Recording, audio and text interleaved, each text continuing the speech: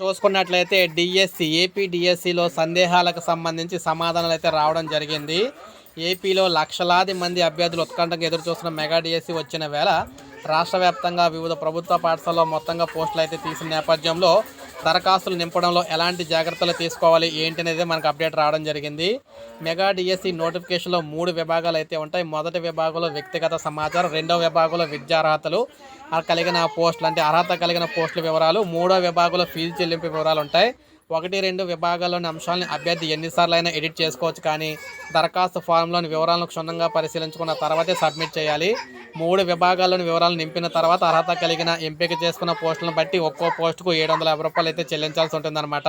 గత ఏడాది డిఎస్సిలో ఫీజు చెల్లించిన వారు మళ్ళీ ఫీజు కట్టాలా అంటే, గత ఏడాది ఫిబ్రవరిలో ఎన్నికల ముందు వైకాపా సర్కార్ హడావడిగా పోస్టులు అయితే ఇచ్చిన నేపథ్యంలో చాలామంది అభ్యర్థులు దరఖాస్తు fee చెల్లించారన్నమాట.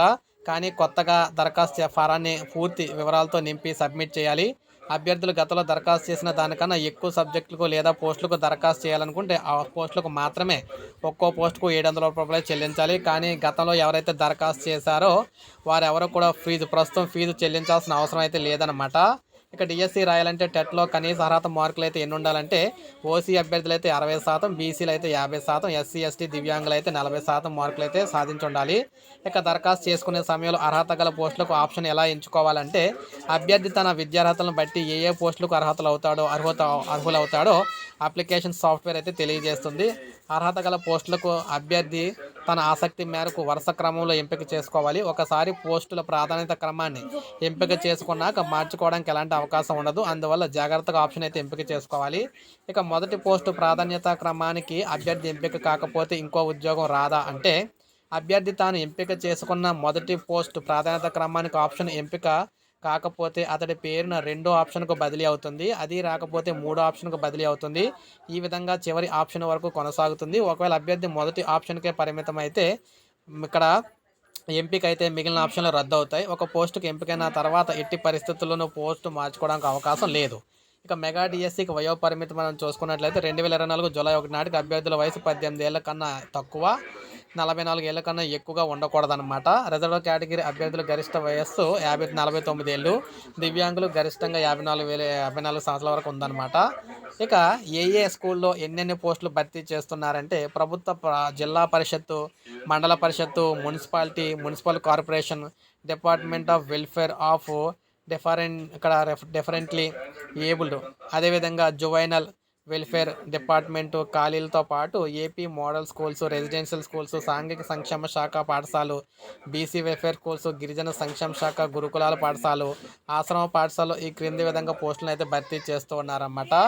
MPP, ZP, municipal and municipal కార్పొరేషన్కి సంబంధించి 13,192 పోస్టులు ఉంటే, ఏపీ మోడల్ స్కూల్ 286, ఆంధ్రప్రదేశ్ మనకి రూరల్ పోస్టులు, రెసిడెన్షియల్ సంబంధించి పోస్టులు 190, ఆంధ్రప్రదేశ్ సోషల్ వెల్ఫేర్ సంబంధించి 439, బీసీ వెల్ఫేర్కి సంబంధించి 170, ట్రైబల్ వెల్ఫేర్ ఆశ్రమ స్కూల్ ఏమో 881, ట్రైబల్ వెల్ఫేర్ గురుకులం అయితే 1143, welfare of differently abled 31, juvenile welfare ఏమో మనకు 15 పోస్టులు ఉన్నాయన్నమాట. మొత్తంగా 16,347 పోస్టులు అయితే ఉన్నాయి. సో అదేవిధంగా పోస్టుల భర్తీలో ఎస్సీ వర్గీకరణ ఎలా అమలు చేస్తారంటే, రాష్ట్ర ప్రభుత్వం షెడ్యూల్ కులాల వర్గీకరణ కోసం విడుదల చేసిన జీవో 7 మనం ఏదైతే ఉందో గ్రూప్ 1, గ్రూప్ 2, గ్రూప్ 3 విభాగాలుగా నిర్ధారిత శాతం మేరకు రిజర్వేషన్ అమలు చేస్తారు. స్పోర్ట్స్ కోటా అమలు ఎలా ఉంటుందంటే, రాష్ట్ర ప్రభుత్వ నియమావళిని అనుసరించి అభ్యర్థుల అర్హతల మేరకు 3% స్పోర్ట్స్ కోటా ఉద్యోగాలను భర్తీ చేస్తారు. ఇక ఈ డిఎస్సిలో మొత్తం పోస్టులు ఏ జిల్లాల్లో అధిక పోస్టులు అంటే, మెగా డిఎస్సిలో ప్రకటించిన మొత్తం 6,347 పోస్టులు అత్యధికంగా 2,678 పోస్టులు కర్నూలులో జిల్లాగా ఉండగా, శ్రీకాకుళం జిల్లాలో మనకి 543 పోస్టులతో చివరి స్థానంలో అయితే నిలిచిందనమాట. సో ఈ విధంగా మీ సందేహాలకు సంబంధించి ఇక్కడ పూర్తి వివరాలు అయితే ఇవ్వడం అయితే జరిగింది డిఎస్సికి సంబంధించి. సో ఇది అప్డేట్. ఒక లైక్ చేయండి, సబ్స్క్రైబ్ చేసుకోండి, మన ఛానల్ సబ్స్క్రైబ్ చేసుకొని